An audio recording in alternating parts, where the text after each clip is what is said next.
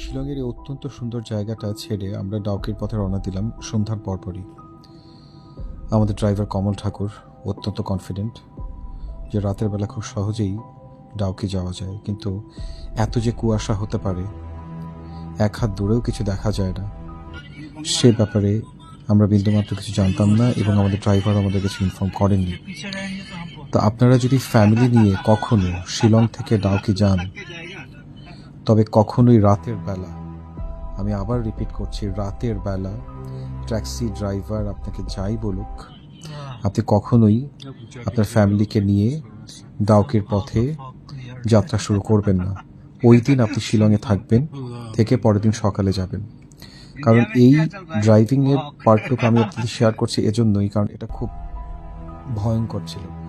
In fact আমি খুব ভয় পেয়েছিলাম, আমরা বন্ধুরাই খুব ভয় পেয়েছিলাম যে আসলে এত কুয়াশার মধ্যে চারপাশে পাহাড়, রাস্তাগুলো অতটা চওড়া না, আর এত কুয়াশার মধ্যে পাশের যে আপনার রাস্তার পাশে যে আপনার একটা সাদা রঙের লাইন থাকে, সেটাও খুব একটা ভিজিবল ছিল না। মাঝে মধ্যে কুয়াশা কেটে যাচ্ছিল, আবার আসছিল। আর আমরা ক্রমশই আল্লাহর জিকির করছিলাম, আস্তাগফিরুল্লাহ করছিলাম যে আল্লাহ আমাদেরকে সহজভাবে ভালোভাবে পৌঁছে দেয়।